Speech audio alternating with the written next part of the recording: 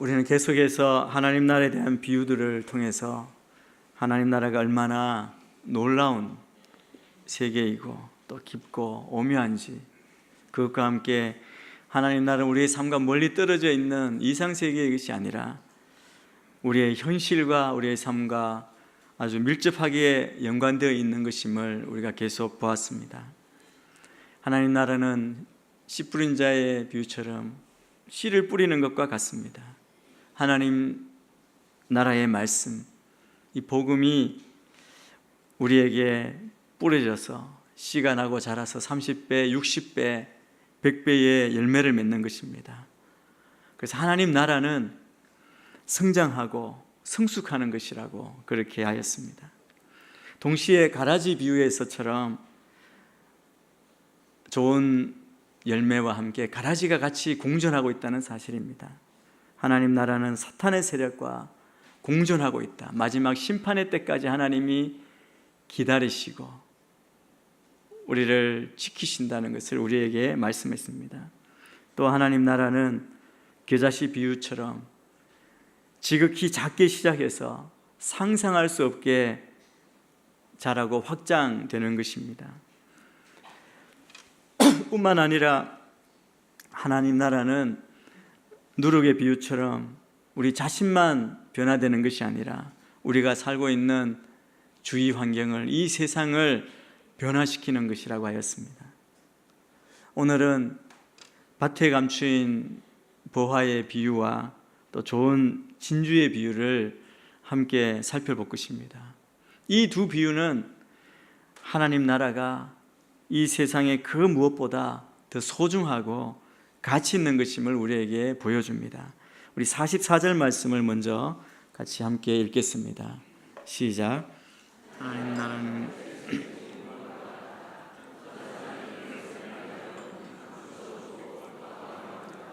모든 재산을 팔아서 그 밭을 산다. 예수님 당시에는 그들이 가진 재물과 보물을 관리하는 방법이 오늘날과 달랐습니다. 지금은 은행이 있고 또 개인 금고가 있지만 그런 것이 없었기 때문에 어떤 상자나 항아리에 넣어서 남들이 모르는 곳에 두거나 땅에다 묻어 두었습니다. 여러분, 예수님이 비유하실 때 달란트 비유가 있는데 이 달란트 비유에서 한 달란트 받은 사람이 주인이 올 때까지 그것을 땅에 묻어 두었다. 이것은 어떤 의미냐 하면 그냥 잘 보관했다는 그런 의미죠. 그처럼 많은 보물과 재물을 그 당시엔 땅에다가 묻어서 보관했던 것 같습니다. 그런데 문제는 자기 땅에 묻어두었는데, 여러분, 이스라엘 땅은 전쟁이 많이 일어났죠. 이방 민족의 침입을 많이 받았습니다. 전쟁이 나거나 어떤 정변이 일어났을 경우에, 이 경우에 많은 사람이 죽기도 하고 또 쫓겨날 수도 있고 그 땅을 빼앗기기도 했을 것입니다. 그러면 그 사람이 누구에게도 알려주지 않고 자기만 알고 있었다면 아무도 그 보물이 있는 곳을 알지 못한 채 보물은 땅에 그냥 묻혀져 버리고 마는 것이죠. 또 세월이 지나면서 주인도 계속 바뀌었을 것입니다. 그 땅에 어느 날 농사를 짓던 농부가 농사를 짓다가 곡괭이 뭔가 부딪혀서 봤더니 옛날에 묻어둔 보물단지를 발견한 것입니다. 이 농부가 어떻게 했다고 이야기합니까? 이 사람은 보물을 땅에 그대로 묻어두고 숨겨두고 돌아와서 자기가 가지고 있는 모든 재산을 다 팔아서 그 밭을 샀다는 것입니다.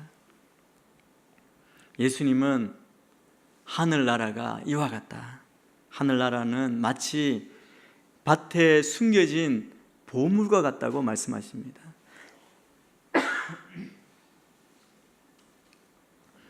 하늘나라가 마치 밭에 숨겨진 보물과 같다는 말씀은 어떤 사람에게는 그것이 발견되지 않았다는 뜻입니다. 여러분, 우리는 다 주일날 오늘 이렇게 똑같이 교회에 나왔습니다. 같은 시간, 지금 같은 장소에서 똑같이 찬양하고 기도하고 하나님 말씀을 듣습니다. 그런데 어떤 사람은 이 찬양 가운데, 예배 가운데 감격이 있습니다. 눈물이 있습니다. 말씀이 꿀처럼 답니다. 들을수록 영혼이 춤을 추고 기뻐하고 감격합니다. 그 은혜가 느껴지는 것이죠. 그런데 또 다른 사람은 자장가로 들리는 것입니다. 그래서 시기만 볼 수도 있죠. 이 말씀이 한 사람에게는 드러났고 다른 사람에게는 숨겨진 것입니다. 어떤 사람에게는 하나님 나라가 전혀 느껴지지도 않고 이해되지도 않고 만져지지도 않는다는 뜻입니다. 그 사람에게는 감춰진 것이죠. 예수님께서 이 땅에 오셔서 우리를 위해 십자가에 못 박혀 죽으시고 사흘 만에 부활하셔서 지금 우리와 함께 하십니다. 성령님을 통하여 우리와 함께 하십니다. 주님은 지금 우리 가운데 임재하고 계시는 것이죠. 그런데 전혀 느낄 수가 없는 것입니다. 그 사람에게는 하나님 나라가 숨겨져 있는 것입니다. 하나님 나라가 주어졌지만 하나님 나라는 그 사람에게 감추어진 보화일 뿐입니다. 빛이신 예수님, 생명이신 예수님의 기쁜 소식이 있는데 그 소식을 우리가 듣고 접했는데도 불구하고 그것과 아무 상관없이 살아가는 그러한 사람들이 너무나 많이 있습니다. 그런데 어느 날 우연히 숨겨진 보물이 농부에게 발견된 것이죠. 여러분, 농부가 농사 지었다는 것은 매일매일 반복되는 생활의 연속 아닙니까? 어떻게 보면 지루하고 권태로운 삶의 반복 가운데, 그 일상 가운데 이 사람은 이 보물을 발견할 것으로 준비되지도 않았고 생각지도 않았습니다. 어떤 특별한 행동도 하지 않았는데 발견되어진 겁니다. 우리는 아무 준비가 없었는데 그분이 나에게 오신 것입니다. 마치 정오에 물들어갔던 사마리아 여인에게 예수님이 다가오신 것처럼 우리 인생 가운데 예수님이 다가오시는 그 경험, 그것이 하나님 나라를 접하는 경험입니다. 여러분, 이런 경험을 한 사람이 사도 바울 아닙니까? 사울이라는 이름을 가진 청년 때 그는 예수님을 핍박하고 예수 믿는 사람들을 죽이고 싶어 하던 사람이었습니다. 그날 또 명령을 받고 예수 믿는 사람들을 체포하여 죽이려고 다메섹이라는 곳으로 가고 있었습니다. 그때 호련히 빛이 나타났습니다. 무릎을 꿇었습니다. 주여, 당신은 누구십니까? 나는 내가 핍박하는 예수라. 거기서 사울은 예수님을 만났습니다. 예수님을 믿는 사람 핍박하러 가다가 예수님을 만난 것이죠. 그 순간 이후 그의 생애는 사울에서 바울로 그의 생애는 완전히 달라졌습니다. 얼마나 놀라운 은혜요, 감격이요, 축복입니까? 하나님 나라란 이렇게 오는 것이라고 성경에서 우리에게 말씀하고 있습니다. 예상치 못했던 순간, 기대하지도 않은 때에 하나님 나라는 임하는 것입니다. 우연인 것 같지만 그러나 하나님에게는 결코 우연이 아니었다는 겁니다. 2000년 동안 기다려 오셨던 하나님의 섭리입니다. 우리가 그 하나님의 임재 앞에 하나님 나라를 발견하고 그 하나님 나라의 임재 안에 거하는 우리 모두가 되기를 축복합니다.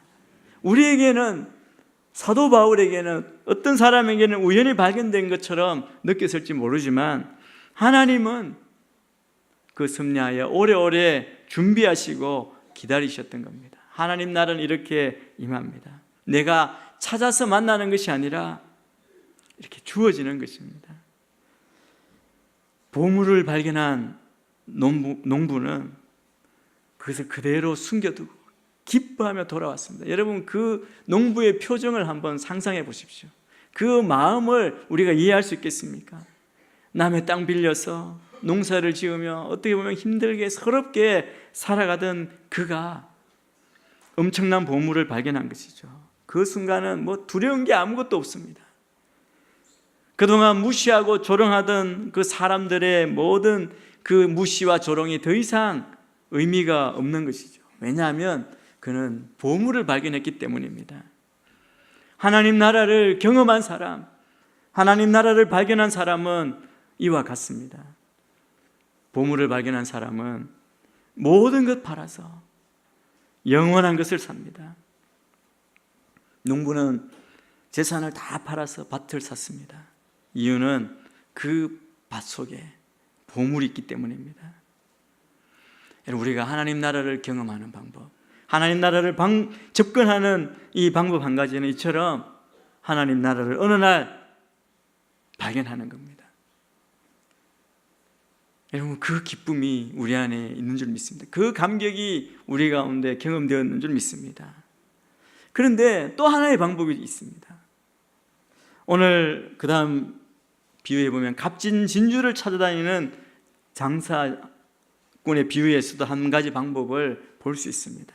그것은 지금 농부가 발견했던 그 방법과는 다른 방법입니다. 산전수전 다 겪으면서 값진 진주를 스스로 구하는 것입니다. 이 값진 진주의 비유를 또 한번 생각해 보겠습니다. 45절, 46절 말씀 같이 한번 읽습니다. 시작. 또 하늘나라는 좋은 진주를 찾아다니는 상과 같다. 그는 값진 진주를 발견하고 돌아가 모든 재산을 팔아서 그것을 산다.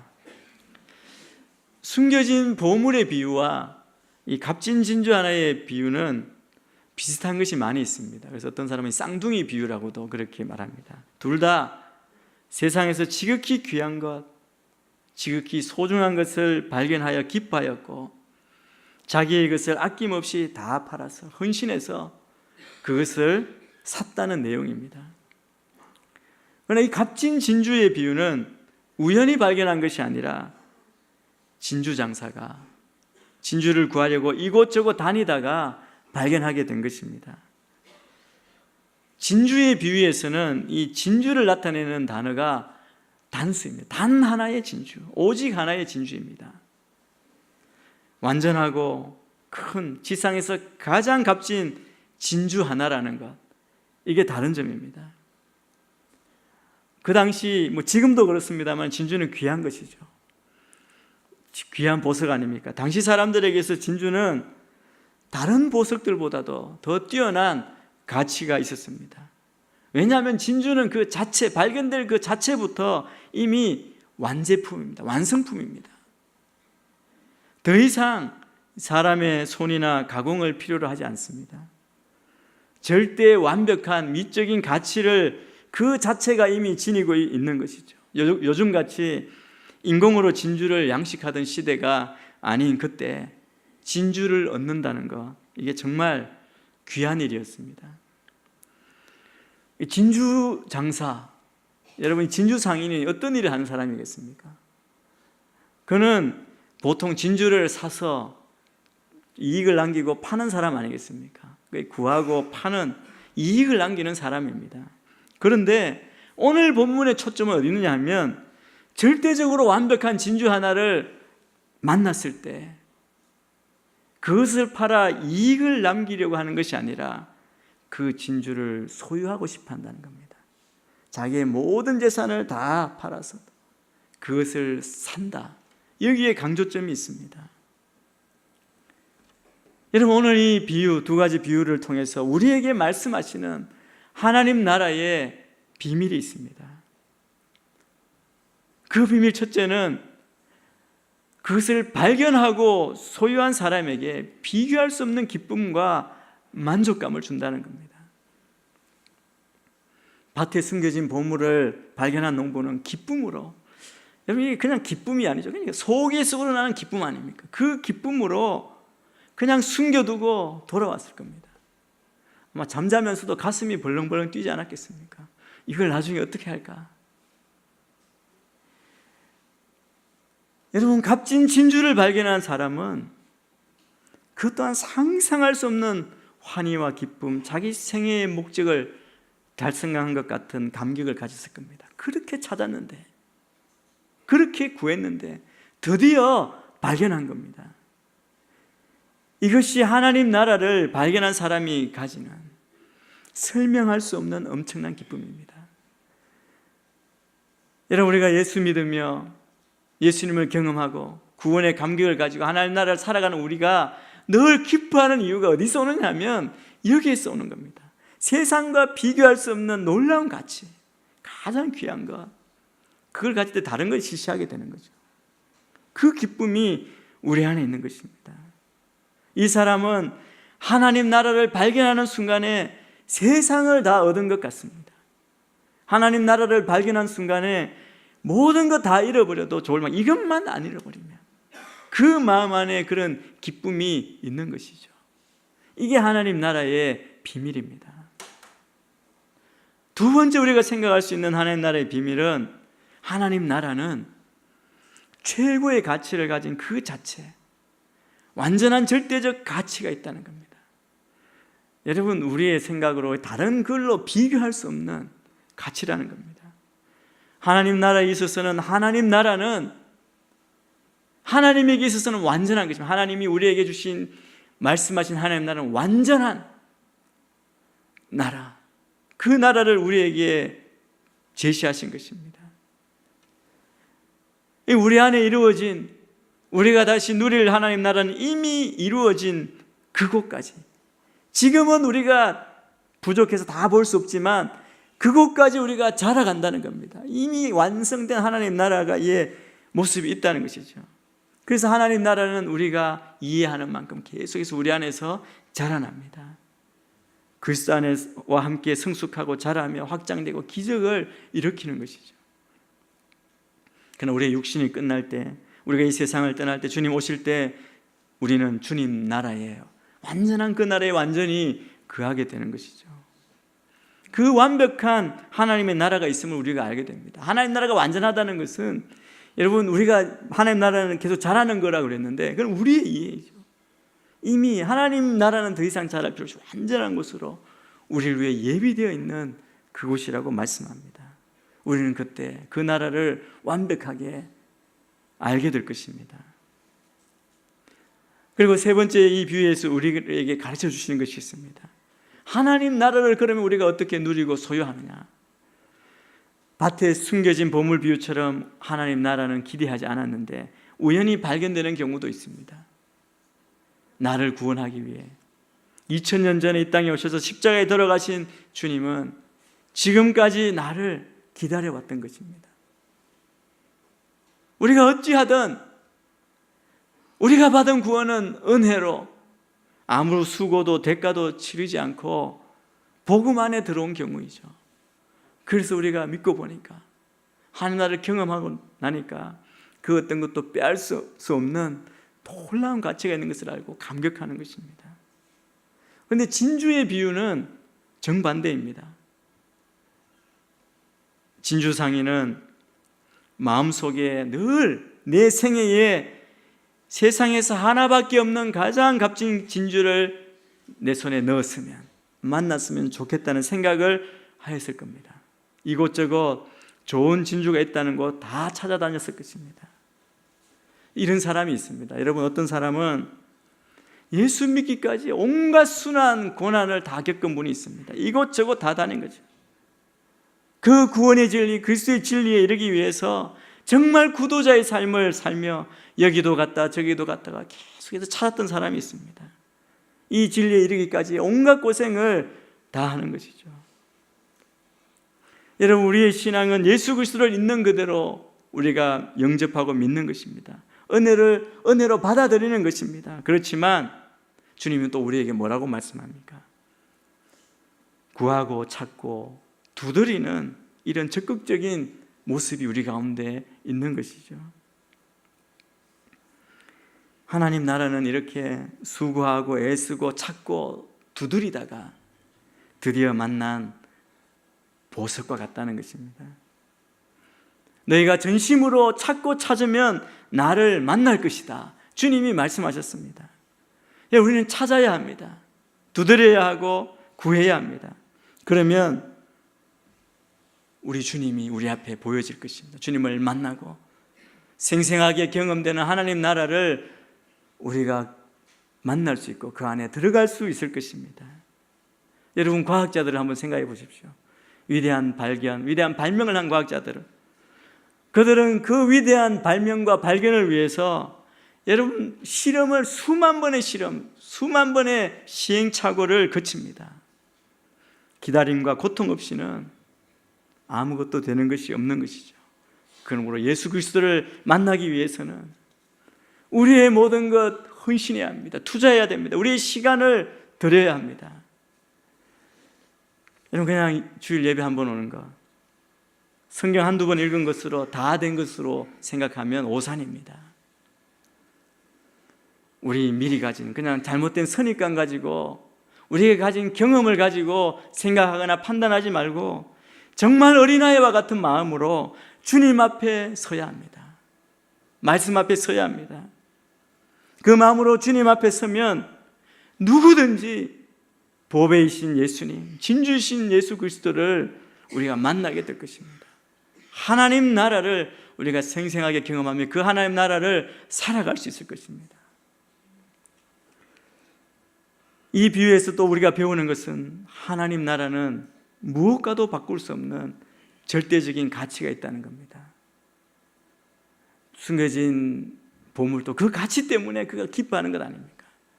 진주는 비교할 수 없는 그 가치 때문에 그가 모든 것을 다 희생하고도 그것을 소유하려고 하는 겁니다. 예수 그리스도를 믿는다는 것, 그것은 이와 같은 겁니다. 세상에는 많은 진주들이 있습니다. 그러나 가장 아름답고 가장 완벽한 최고의 가치를 지닌 진주는 하나뿐입니다. 어떤 사람은 아까 구도자의 삶을 산 사람처럼 구원의 감격과 이 기쁨을 얻기까지 정말 그의 삶을 보면 피나는 삶을 헤쳐나온 사람들도 있습니다. 예수 그리스도를 만났을 때에는 그때는 모든 것 다 잃어버린 때일지도 모릅니다. 건강할 때 주님 못 만나다가 병들어서 만나고, 돈 있을 때는 주님 못 만났다가 돈을 다 잃어버리고 나서 주님을 만난 분도 있을지 모릅니다. 그렇지만 우리가 어떤 대가를 치르고 이 자리에 왔든지 하나님 나라가 우리에게 발견되었다면, 예수 그리스도가 우리에게 발견되었다면 우리가 한 어떤 고생도 어떤 대가도 다 보상하고 남는 그러한 일이라는 것이죠. 내 생명을 다 바쳐라도 얻어야 할 한 가지가 있는 것, 그것이 바로 하나님 나라입니다. 그러므로 우리가 이 하나님 나라를 위해, 진리를 위해 하는 우리의 고생은 정말 귀한 것이고 값진 것이라는 겁니다. 우리가 다 잃어버렸다고 생각한 것 결코 잃어버린 것 아닙니다. 우리가 포기한 것, 그 결코 포기한 것이 아닙니다. 예수 그리스도를 나의 구주, 나의 하나님으로 영접하였다면, 영생과 구원을 정말 진정으로 얻었다면 그것을 위해 치른 희생과 대가, 우리의 헌신은 아무것도 아니라는 겁니다. 그런데 여러분, 우리 이 가치를 혹시 잃어버리고 있지 않습니까? 우리는 헌신하면서도 갈등을 느낄 때가 많이 있습니다. 내가 이걸 할까 말까, 내가 세상의 유혹을 버릴까 말까 갈등하는 거죠. 보물을 발견한 사람, 진주를 발견한 사람은 아낌없이 다 포기했습니다. 세상을 아낌없이 버렸습니다. 그 이유는 그것이 하나님 나라이기 때문입니다. 우리가 아직도 이 세상에 미련이 있는 것, 혹시 그리스도의 그 진정한 가치, 그리스도가 우리에게 발견되지 않았기 때문이 아닙니까? 말이나 글로는 그냥 다 알겠는데, 믿겠는데 실제로 가슴에 와닿지 않는 겁니다. 그래서 믿는다고 하지만 삶은 구별이 안 되는 거죠. 오히려 손가락질 받고 다른 사람을 화나게 하고 기쁨이 없는 그런 삶 살고 있지 않습니까? 눈으로 목격하고 우리가 만진 바 되지 않았기 때문에 아직도 세상을 포기 못하고 그렇게 살고 있는 것입니다. 여러분, 다메섹 도상에서 예수 그리스도를 경험하고 삶이 바뀐 바울의 삶의 고백이 무엇인지 아십니까? 우리 바울의 삶의 고백을 한번 보겠습니다. 빌립보서 3장 7절 8절 말씀입니다. 같이 한번 읽습니다. 시작. 그러나 내게 유익하던 것들을 나는 그리스도 때문에 다 해로운 것으로 여깁니다. 내가 참으로 모든 것을 해로 여기는 것은 내 주 그리스도 예수를 아는 지식이 가장 고상하기 때문입니다. 그분으로 인해 내가 모든 것을 잃어버리고 심지어 배설물로 여기는 것은 내가 그리스도를 얻고, 구절에 보면 이렇게 됩니다. 그 안에서 발견되기 위한 것입니다. 사도 바울은 그가 그리스도를 만났기 때문에 이런 고백을 할 수 있었던 겁니다. 그가 가졌던 모든 것 뭐처럼 여겼다 그럽니까? 배설물처럼 여겼다. 그리스도께 발견되고 그 안에서 발견되기 위함이라고 말합니다. 우리도 이런 고백을 하면서 세상을 살아가야 할 것입니다. 자식도, 재물도, 명예도, 성공도 다 중요합니다. 그러나 이것은 중요하지만 그리스도와 바꿀 수 있는 것이 아닙니다. 귀중하게 생각하는 모든 상대적인 가치를 바울처럼 포기하는 결단과 축복이 우리에게도 있어야 합니다. 숨겨진 보물을 발견한 농부, 그 다음날 모든 것 팔고 그것을 샀다고 했습니다. 예수 그리스도를 발견한 사람, 하나님 나라를 발견한 사람은 세상적인 소유에 대해 무관심해집니다. 그렇게 아꼈고 그렇게 사랑하였던 것들을 아낌없이 포기하기 시작합니다. 여러분, 그렇습니다. 십자가 외에는 우리는 자랑할 것이 없습니다. 십자가만 자랑하는 삶. 그리스도를 아는 것 외에는 모든 것이 다 배설물인 것입니다. 그래서 영원한 가치를 위해서 상대적인 일시적인 가치를 포기하는 것이죠. 더 이상 가져야 할 이유도 없고 더 이상 아껴야 할 이유도 없어진 것이죠. 최고의 것을 가지고 있기 때문에. 그래서 하나님 나라를 발견한 사람에게는 헌신하고 희생이라는 대가를 치르는 것 당연하게 여깁니다. 억지로 하는 것 아닙니다. 기쁨으로. 그래서 우리가 하는 봉사가 어렵지 않은 겁니다. 왜 우리의 희생이, 우리의 헌신이 어렵게 느껴지고 어렵습니까? 그것은 참 보화를 발견하지 못했기 때문입니다. 이 땅에 있는 것, 세상의 것보다 나보다 더 크신 분, 그분을 만난 경험이 없기 때문에 손해보기 두렵고 희생하기 두려운 것입니다. 여러분, 우리는 오늘 이 비유의 말씀을 통해 우리의 태도를 새롭게 해야 합니다. 먼저는 우리는 결단해야 됩니다. 결단이 없으면 선택을 할 수가 없습니다. 우리가 결단하지 않고는 그리스도가 우리 마음에 들어오시지 않습니다. 여러분, 결단하지 않는 사람, 우유부단하다 그러잖아요. 우유부단한 사람의 문제가 뭡니까? 고민이 많은 겁니다. 결단을 못하기 때문에 자꾸 계산하고 비교하게 됩니다. 여러분, 그러면 결단하지 못하면 밭도 살 수 없고 진주도 살 수 없습니다. 우리는 포기하고 예수님을 영접하기로, 예수님만 따르기로 결단하셔야 합니다. 또 우리는 포기해야 합니다. 선택은 포기지 않습니까? 여러분, 결혼하실 때 한 여자, 한 남자만 선택했습니다. 이 말은 세상의 모든 남자, 모든 여자를 다 포기한 겁니다. 가장 귀한 것을 찾기 위해서. 이런 포기하지 않으면 선택이 없는 것이죠. 포기하는 자에게는 무엇이냐면 자유함이 있습니다. 우리는 기쁘게, 우리가 붙잡지 않아야 될 것 포기해야 합니다. 시시한 것을 소중한 것처럼 평생 붙들고 사는 사람이 되어서는 안 될 것입니다. 또 주님이 우리에게 주신 기회를 놓치지 말아야 합니다. 오늘 놓치면 기회가 다시 오지 않습니다. 지금은 은혜 받을 만한 때요, 구원의 날입니다. 오늘밖에 없습니다. 이 마음으로. 여러분, 내일은 우리에게 약속된 날이 아닙니다. 어떤 보장도 없습니다. 하나님은 우리에게 오늘을 살 때, 그래서 오늘 이 주님 주신 기회, 은혜의 날, 구원의 날 놓치지 않고 그 기회를 붙들고 결단하고 포기하고 기회를 놓치지 않는, 그래서 숨겨진 보물이 있는 밭, 하나밖에 없는 진주를 우리의 것으로 만들어야 합니다.